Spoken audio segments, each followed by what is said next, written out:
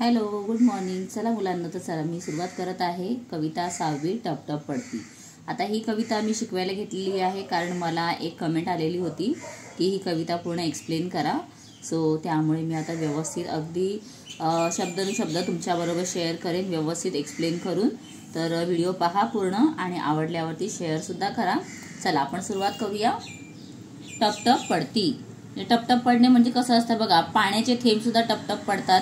पण इथे सांगितलेलं आहेत ही जी फुलं आहेत याच्यामध्ये जी व्हाईट कलरची सफेद रंगाची फुलं दिसत आहेत ती सगळी कशी पडत आहे, टप टप टप टप अशी खाली पडत आहेत असं सांगितलेलं आहे. चला तर मी जरा पेन घेते हातात.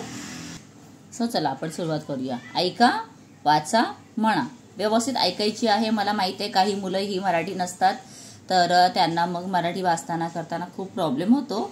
तर तरीसुद्धा तुम्ही व्यवस्थित माझ्यानंतर सुद्धा बोला. आणि आता सुरुवात मी करते, एक्सप्लेन पण करेन आणि त्यानंतर मी तुम्हाला व्यवस्थित ही याचे क्वेश्चन आन्सर सुद्धा शेअर करेन. टपटप पडती अंगावरती प्राजक्ताची फुले. तर आता ही सफेद रंगाची फुलं जी दिसत आहेत ही कोणती फुलं आहेत? प्राजक्ताची फुलं. तर तुम्ही प्राजक्ताची फुलं ना सर्च करून ती कशी एक्झॅक्टली दिसतात ते तुम्ही नक्की गुगलमध्ये जाऊन पहा, म्हणजे तुम्हाला कळेल. अशी सफेद सफेद रंगाची असतात, असे त्यांना बारीक पॅटर्न्स असतात आणि छोटी छोटीच फुलं असतात ती. तर टपटप पडती अंगावरती प्राजक्ताची फुले, भिरभिर भिरभिर 4 वेळा आहे. भिरभिर भिरभिर त्या तालावर गाणे अमुचे जुळे. आणि जेव्हा ती फुलं टपटप करत पडत आहेत तर त्याचा जो आवाज आहे, टप टप जसा आवाज, तर त्याच्या तालावर आमचं गाणं जुळत आहे. म्हणजे ते पडताना जसं एखादा टप टप टप असं म्युझिक चालू आहे आणि त्याच्यावरती आपण एखादं गाणं म्हणतोय, तशी ती मुलं काय म्हणत आहेत की टपटप पडणाऱ्या प्राजक्ताच्या फुलांचा जो आवाज आहे त्याच्यावर आमचं गाणं सुद्धा जुळून आलेलं आहे. कुरणावरती झाडांखाली ऊन सावली विणते जाळी, येतो वारा पहा भरारा गवत खुशीने डुले. आता हे काय आहे? कुरण आहे. जिथे पूर्ण हिरवळ असते ना, अशी जशी पूर्ण हिरवळ भरलेली असते ना त्याला कुरण म्हणतात. जिथे पूर्ण गवत असतं तर कुरणावरती झाडाखाली. तर या कुरणावर असं झाड आहे आणि त्या झाडाखाली काय होत आहे? ऊन सावली विणते जाळी.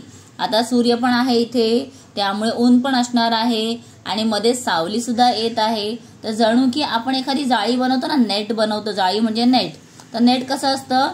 तर नेटमध्ये तुम्ही पाहिलेलं असेल की एक लाईन अशी गेलेली असते सरळ आणि एक लाईन अशी असते, एक लाईन अशी असते, परत दुसरी अशी असते. म्हणजे कसं असतं, त्याच्यावरती एकावर एक असं ते विविंग केलेलं असतं, बरोबर? त्याला आपण नेट म्हणतो. तर जणू ना एकदा हा धागा आणि एकदा हा धागा जसा जातोय त्याचप्रमाणे एकदा सूर्यकिरण एकदा सावली, एकदा सूर्यकिरण एकदा सावली, हे जसे काय करत आहेत, जाळी विणत आहेत असं त्याला म्हणणं आहे. म्हणजे ह्याला आपण म्हणतो विविंग करणं, त्याला विणणं. ठीक आहे. येतो वारा पहा भरारा. आणि वारा कसा येतो अशा वेळेला? एकदम भरारा येतो, म्हणजे जोरदार वारा येतो. आणि त्यामुळे काय होत आहे? गवत खुशीने डुले. त्याच्यावरती गवत जे आहे ते असं डुलत आहे, मस्तपैकी डुलत म्हणजे हलत आहे. पहा इथे गवत जे दाखवलेलं आहे ते असं वाकलेलं थोडं थोडं दाखवलं, म्हणजे ते हवेवरती इकडे तिकडे हलतंय, म्हणजे डुलतंय. ठीक आहे. दूर दूर हे सूर वाहती, उन्हात पिवळ्या पहा नाहती, हसते धरती फांदीवरती, हा जो पाळा झुले. आणि आता इथे काय सांगितलेलं आहे? दूर दूर हे आपले सूर जे आहेत ते दूर दूर जात आहेत, कारण आता मुलं काय म्हणत आहेत? गाणं म्हणत आहेत. आणि अशा वेळेला त्यांचे सूर जे आहेत ते पूर्ण असे लांब वाहत जात आहेत आणि अगदी पिवळा धम्म असा उन्हाची पडलेला आहे त्याच्यामध्ये ते जणू काय नाहत आहेत. नाहत म्हणजे काय झालं? आंघोळ जशी आपण करतो ना, पाणी अंगावर घेतो, तसं त्यांच्यावरती काय आलेलं आहे? सूर्यकिरण आलेले आहेत. आणि त्या सूर्यकिरणामध्ये, पिवळ्या अशा सूर्यकिरणामध्ये ते नाहत आहेत. नाहतात म्हणजे आंघोळ करणे, नाहणं. हसते धरती. आणि अशामध्ये काय होत आहे? पूर्ण जी जमीन आहे, धरती आहे, धरा आहे. धरती म्हणजे धरा, त्याचा समानार्थी शब्द पृथ्वी म्हणू शकतो आपण. तर समानार्थी शब्दासाठी मी तुम्हाला हा देते. इथे धरती म्हणजे कोण आहे? पृथ्वी आहे, किंवा धरा म्हणा तरी चालेल. तर ती काय करत आहे, हसत आहे आणि त्यामुळेच फांदीवरती जणू झोका डुलतो आहे असं आपल्याला वाटत आहे. आणि फांदीवरती हा झोपाळा डुले. तर एखादा जणू झोपाळा कसा डुलतो तशी ती फांदीवरती झोपाळा डुलत आहे असे इथे सांगितलं आहे. तर खूप सुंदर असं वर्णन कवीने केलेलं आहे. पुढे सांगितलेलं आहे, गाणे अमुचे झुळझुळ वारा, गाणे अमुचे लुकलुक तारा, पाऊस वारा मोर पिसारा, या गाण्यातून फुले. आणि जे गाणं आम्ही म्हणत आहोत, आनंदाने जे आम्ही गाणं म्हणत आहोत, ते गाणं म्हणजे कसं आहे, अगदी झुळझुळणाऱ्या वाऱ्यासारखं आहे, लुकलुकणाऱ्या ताऱ्यासारखं आहे. आणि या गाण्यावर काय होत आहे, तर पाऊस, वारा आणि मोर पिसारा हे सगळं काही काय करत आहे, आमच्या गाण्यामुळे फुलत आहे असं त्यांनी सांगितलेलं आहे. किती सुंदर वर्णन केलंय मुलांनी. फुलांसारखे सर्व फुलारे, सुरात मिसळूनी सूर चलारे. आणि जशी फुलं फुलत आहेत, प्राजक्ताची फुलं, तशी तुम्ही सुद्धा मुलांना फुला.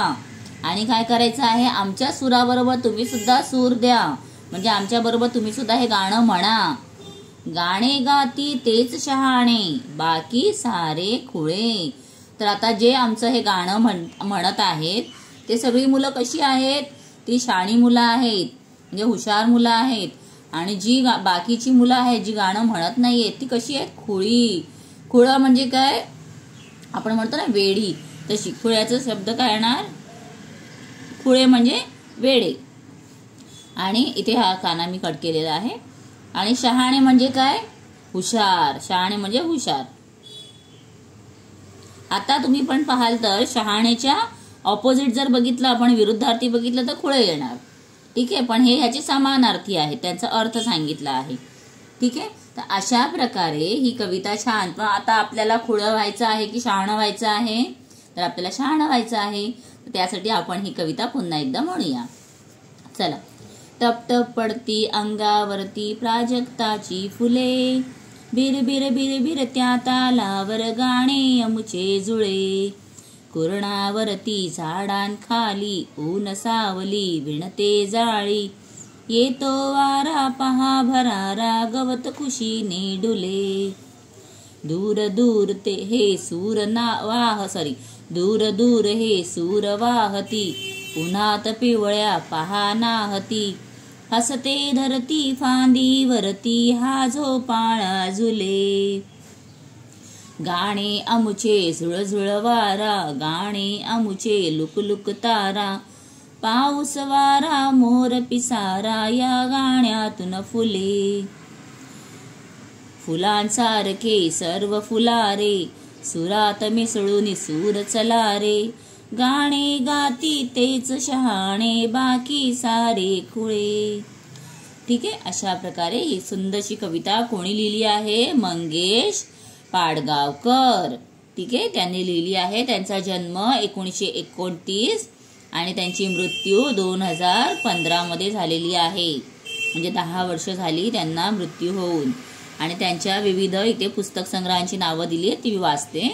धारा नृत्य, जिप्सी, छोरी, मीरा, सलाम हे त्यांचे कविता संग्रह प्रसिद्ध आहेत.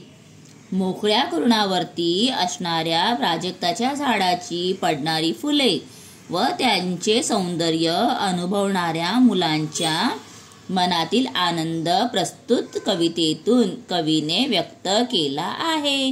म्हणजे या कवितेमध्ये काय सांगितलेलं आहे की मुलांचा आनंद जो आहे तो त्यांनी सांगितलेला आहे. आणि इथे फोटो पाहून पण कळतंय ना की मुलं किती आनंदी आहेत. चला आपण पटापट याची प्रश्नांची उत्तरं पण पाहूया. कुरण म्हणजे काय आहे, शब्दार्थ पहा. कुरण म्हणजे गवत. त्यानंतर भरारा म्हणजे काय, भरभर. त्याच्यानंतर झोपाळा म्हणजे झोका, खुळे म्हणजे वेडे. ओके, चला आता आपण स्वाध्याय सुरुवात करूया. कवितेतील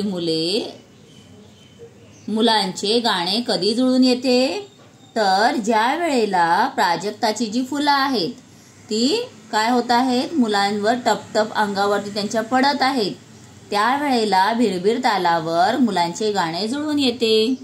ठीक आहे. मग आता तुम्ही कसं लिहायचं आहे ते तुम्हाला मी डायरेक्ट त्याची सगळ्याची आन्सर्स देते, तुम्ही नंतर ते लिहून घ्या. गवत खुशीने का डुलते, तर गवताच्या अंगावरून भरार असा वारा वाहतो, त्यामुळे गवत काय होते, खुशीने डोलते. मुलांच्या गाण्यातून काय काय फुलते, तर मुलांच्या गाण्यातून पाऊस, वारा आणि मोर पिसारा. इथे दिलं आहे पाऊस, वारा, मोर पिसारा या गाण्यांतून फुले. मग जशाच्या तसं लिहायचं नाही, तर कसं लिहायचं आपण, मुलांच्या गाण्यांतून पाऊस, वारा आणि मोर पिसारा फुलते असं लिहायचं. ठीक आहे. त्यानंतर कवितेत खुळे कोणाला म्हटले आहे, तर जी मुले गाणे गात नाहीत त्यांना खुळं म्हटलेलं आहे, आणि जे गातात त्यांना काय म्हटलेलं आहे, शहाणे. चला आता आपल्याला कवितेच्या खालील ओळी पूर्ण करा. कुरणावरती त्याच्या पुढे काय आलेलं आहे, झाडाखाली ऊन सावली विणते जाळी, येतो वारा पहा भरारा गवत खुशीने डुले. पुढे हसते धरती, कुठे आहे, हसते धरती फांदीवरती हा जो पाळा झुले. पाऊस वारा मोर पिसारा या गाण्यातून फुले असं पूर्ण लिहायचं आपल्याला. ठीक आहे. चला त्याच्या पुढे दिलेलं आहे खेळू या शब्दांची. तर थोडंसं आपल्याला इथे ना असं मस्त आकृती दिलेली असते, ती आपण करायची. टप टप या शब्दांप्रमाणे कवितेत आलेले इतर शब्द. आता नादानुकारी म्हणजे काय आहे, रायमिंग वर्ड्स. ठीक आहे. यमक सारखे जुळणारे असे टप टप. त्याच्यानंतर दूर दूर, अजून काय आलेलं आहे, बीर. त्यानंतर अजून काय आलेलं आहे, जुळजुळ, लुक लुक. आलेत नाही शब्द. आणि तुम्हाला अजून कोणता एखादा मिळाला तर तुम्ही नक्की लिहा. खाली दिलेल्या अ गट व ब गट यांमधील शब्दांचा योग्य सहसंबंध लावा, म्हणजे त्याला जोडायचा आहे.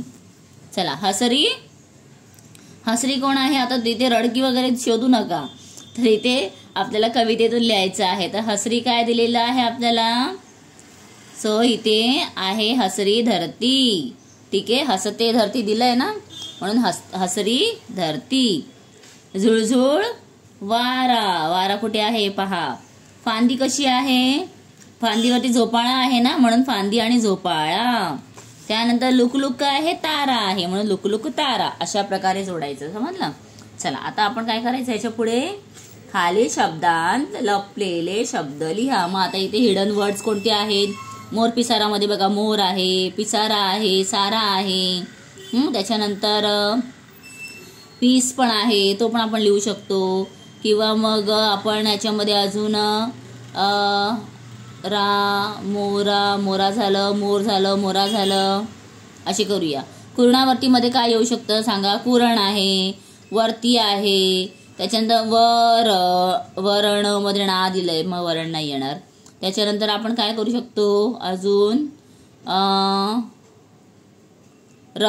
रवा पण नाही येणार. वर, फक्त वर एक शब्द सुद्धा येऊ शकतो, बरोबर ना, कारण बघा इथे वर र असं दिलेलं आहे, तर आपण तो पण लिहू शकतो. त्यानंतर अजून एखादा शब्द असेल तर आपण ते पण बघूया, म्हणजे कसं त्या हिशोबाने आपल्याला लिहिता येईल. त्याच्यानंतर बघा इथे अजून काय येऊ शकतं, तीर पण येऊ शकतं. आपला बाणाचा तीर असतो का नाही, ते आहे. त्याच्यानंतर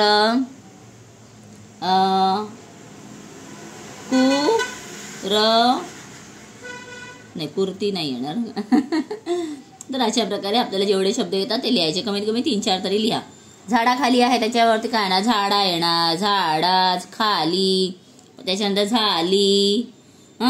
आणि काय येऊ शकतं, डाली हा ऍक्च्युली हिंदी वर्ड आहे ना, मराठीत तर नाहीये, तरी सुद्धा राहू द्या.